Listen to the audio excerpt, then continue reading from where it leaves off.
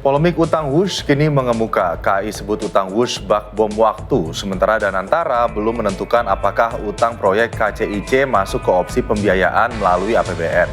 Lantas utang Wush menggunung, siapa yang bakal menanggung? Senin siang mantan Menteri Perhubungan yang juga Direktur Utama KAI periode 2009 hingga 2014, Ignatius Jonan, dipanggil ke Istana Kepresidenan Jakarta Senin siang. Banyak yang berspekulasi, ada kaitannya soal proyek kereta cepat Jakarta-Bandung atau Wush. Namun Jonan membantah, disebut murni diskusi dan tukar pikiran mengenai sejumlah program pemerintahan yang dijalankan Presiden Prabowo. Ada pembahasan KCIC? Oh, enggak tahu. Diundang Pak Seskap itu? Iya. Apa undangannya, Pak? Ya ngobrol aja. Mungkin fokusnya ada. Enggak. Ada materi yang disiapkan, Pak, dibawa? Enggak ada. Keterangan untuk Ya. masukan buat Wush. Kereta cepat misalnya, Pak? Terkait polemik utang mungkin, Pak. Enggak tahu saya. Tapi kalau Pak Johan bagaimana mengenai polemik utang Wush ini, Pak? Saya enggak komentar yang itu. Bukan tanpa alasan ada kaitannya. Itu karena Jonan sempat menentang proyek kereta cepat karena belum memenuhi persyaratan konsorsium. Dengan menyertakan modal 1,25 triliun rupiah dan belum kantongi izin trase dan izin AMDA karena jalur kereta bersinggungan dengan LRT. Sementara hutang pembangunan kereta cepat yang kini menuai polemik adalah murni tanggung jawab PT KCIC yang harus kebayarkan ke China Development Bank. Itu karena Wush adalah bisnis antar perusahaan milik negara tanpa jaminan APBN. Itulah alasannya China memenangkan tender, mengalahkan Jepang tahun 2016 lalu. Namun, jika APBN terpaksa dikocek, bisa berdampak pada program prioritas pemerintah yang lain.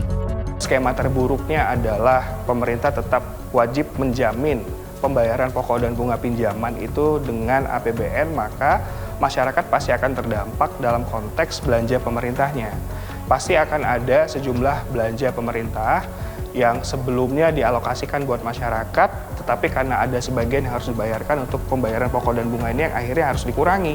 Katakanlah seperti belanja subsidi yang sebelumnya dinikmati oleh masyarakat, sekarangnya dipangkas misalnya. Atau bahkan beberapa waktu lalu kita pernah mendengar kan ada kebijakan dari pemerintah pusat untuk memotong anggaran transfer ke pemerintah daerah sekian ratus triliun jumlahnya di tahun depan dalam rangka efisiensi, yang itu pasti punya dampak terhadap pembangunan di daerah dan kesejahteraan masyarakat secara umum. Selain restruktur pembayaran, lembaga Danantara sebagai sentral keuangan BUMN bisa menjadi solusi penjamin utang Wush ke pemerintah Cina. Sesuai dengan kesepakatan awal, jadi tidak melibatkan pembiayaan atau penjaminan lewat APBN. Yang kedua, Danantara ini kan memang dibentuk sebagai super holding BUMN yang bertanggung jawab untuk mengelola bisnis BUMN secara keseluruhan. Dan Danantara sendiri juga punya income yang cukup sebenarnya dari setoran dividen BUMN itu setiap tahunnya, sekitar 80-90 triliun, yang sebagiannya mungkin bisa digunakan untuk mengcover pembayaran pokok dan bunga pinjaman dari Wush ini. Namun kini disebut utang negara sudah dalam batas intoleransi. Jika utang Wush dibebankan ke negara juga, maka defisit neraca memiliki gap tertinggi sepanjang sejarah. Bayangin kalau kita punya rumah tangga, 40% dari pendapatan kita itu kita bayarkan untuk utang aja. Jadi sangat terbatas ruang fiskal lain untuk melakukan kegiatan pemerintahan yang lain.